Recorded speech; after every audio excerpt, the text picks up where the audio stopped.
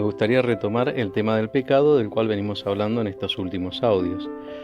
Y lo quiero hacer a partir de la relación entre esta experiencia de pecado con la experiencia de la conciencia del pecado. Fíjense qué importante que va a ser para nosotros profundizar en este tema, en este tiempo en especial, en el que por ahí, para muchos, la idea de pecado casi está totalmente desapercibida, está borrada y está aislada y quizás a veces adormecida. Y con esto también se adormece la conciencia del pecado. Por eso muchas personas, ¿sí?, no logran discernir, darse cuenta en qué situación se encuentran para poder incluso hasta confesarse. Y muchos van a decir que bueno, yo no maté a nadie, yo no le robé nada a nadie, o no hice nada grave, ¿no?, muy al extremo, algo muy grave, como para tener que confesarme. Y eso en realidad es un error. Y es lo que me gustaría que podamos profundizar en este momento. Para esto voy a traer el recuerdo de un salmo, el Salmo 51. Este es un salmo muy conocido por nosotros, los cristianos, en especial cuando hacemos un examen de conciencia. Y dice así: Misericordia, Dios mío, por tu bondad, por tu inmensa compasión borra mi culpa, lava del todo mi delito, limpia mi pecado, pues yo reconozco mi culpa, tengo siempre presente mi pecado. Contra ti solo pequé, cometí la maldad que aborreces. En la sentencia tendrás razón, en el juicio brillará tu rectitud. Mira que en la culpa nací, pecador me concibió mi madre. Hasta aquí parte del salmo. En este salmo nosotros podemos escuchar la toma de conciencia que tiene el escritor en el momento en el que escribe el salmo, y esto es lo que quisiera que podamos recordarlo en la medida en que vamos profundizando el tema. En audios anteriores hemos hablado del Génesis y hemos recordado el momento en el que se da la introducción del pecado en el mundo, cuando Adán y Eva desobedecen a Dios. Me gustaría que lo recordemos una vez más desde esta mirada que estamos haciendo de la conciencia del pecado. El texto es Génesis, en el capítulo 3, y voy a comenzar leyendo. Dice así: La serpiente era el más astuto de todos los animales del campo que el Señor Dios había hecho. Y dijo a la mujer: ¿Así que Dios les ordenó que no comieran de ningún árbol del jardín?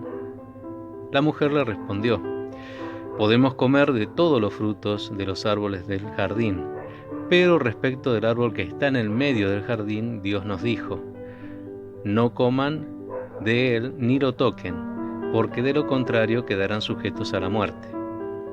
La serpiente dijo a la mujer: No morirán. Dios sabe muy bien que cuando ustedes coman de ese árbol, se les abrirán los ojos y serán como Dios, conocedores del bien y del mal. Hasta aquí. Fíjense cómo la serpiente, primero, es presentada como el más astuto entre los seres creados por Dios.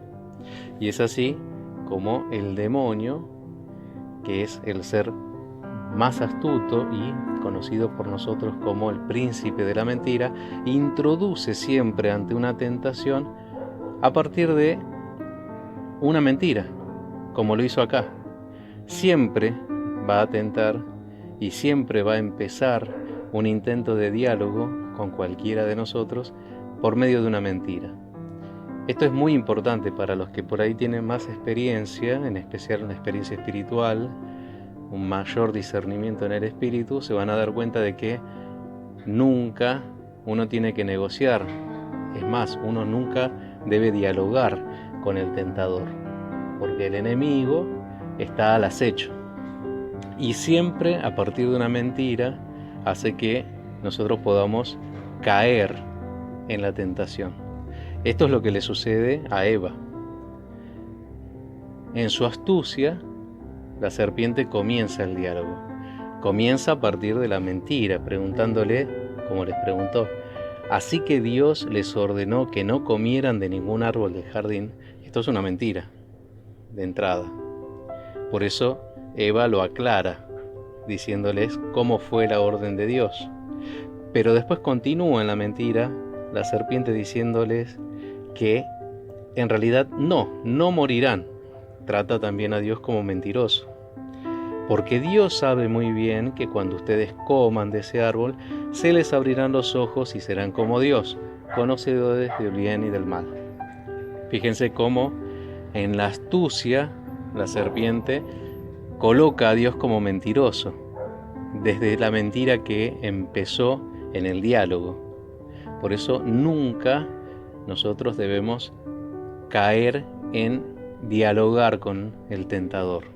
Lamentablemente muchos vivimos esta experiencia. Frente a una tentación intentamos dar explicaciones, justificar y razonar de alguna manera, y es ahí donde se introduce el demonio, y en la mentira de lo atractivo que puede parecer esto que nos está tentando, terminamos nosotros envueltos y caemos. Por eso, desde un principio, no debemos, ¿sí? Esto es como una indicación para la vida espiritual, no debemos caer en el diálogo. Cuando ya sabemos que estamos ante algo que nos está tentando y sabemos las consecuencias de lo que va a traer si pecamos, si caemos en la tentación, entonces directamente no dialogamos, cortamos desde un principio. Eso es lo más saludable. Continuando, fíjense que es muy importante el ver que aquí Eva lo que va a hacer es quedar envuelta en la mentira. Y fíjense cómo dice: cuando la mujer vio que el árbol era apetitoso para comer, agradable a la vista y deseable para adquirir discernimiento, tomó de su fruto y comió.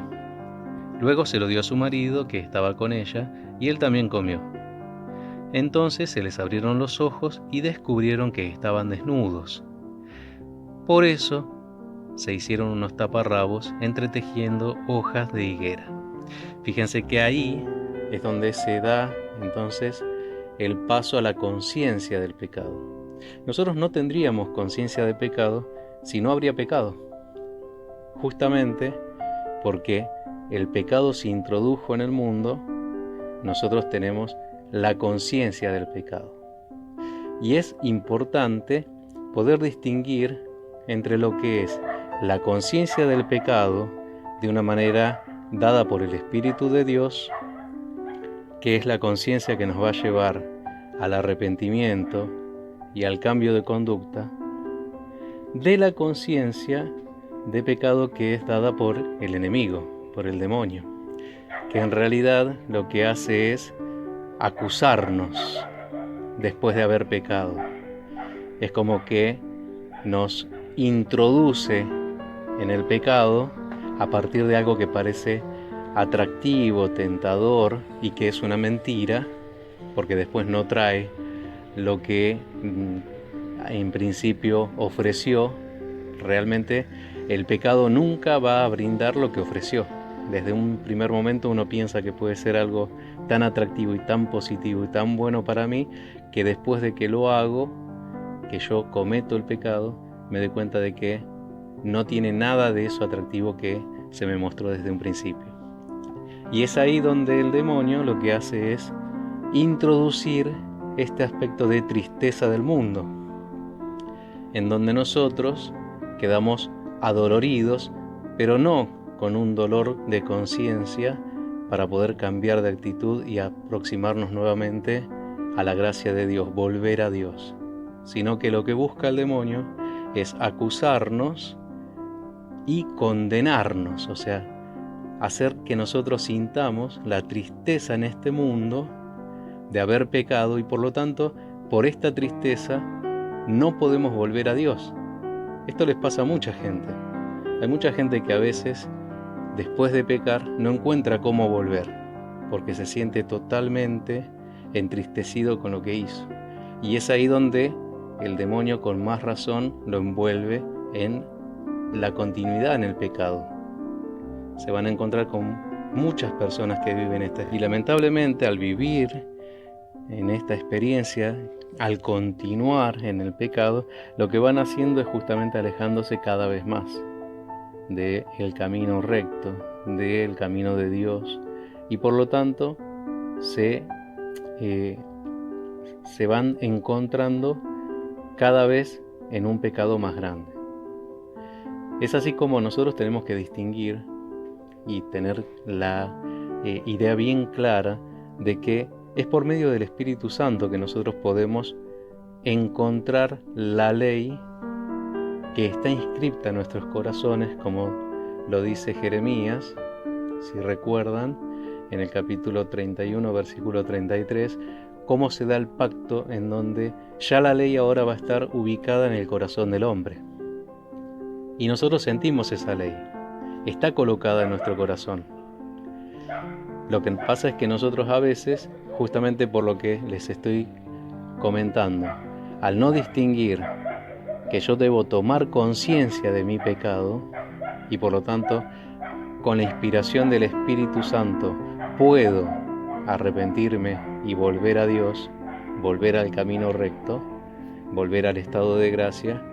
Si yo eso no lo distingo y simplemente me dejo acusar por un sentimiento de culpa que lleva a una tristeza de este mundo, que no es la tristeza saludable, la tristeza espiritual que me permite arrepentirme, sino una tristeza que me agobia de tal manera, que me acusa de tal manera que hace que yo me aparte cada vez más de mí mismo y no me pueda reencontrar conmigo por culpa de ver este pecado, de tener sentimientos de culpa, pero que no son frutos del Espíritu, sino que son frutos de una acusación del demonio, que lo único que le interesa es que nosotros nos apartemos cada vez más de Dios.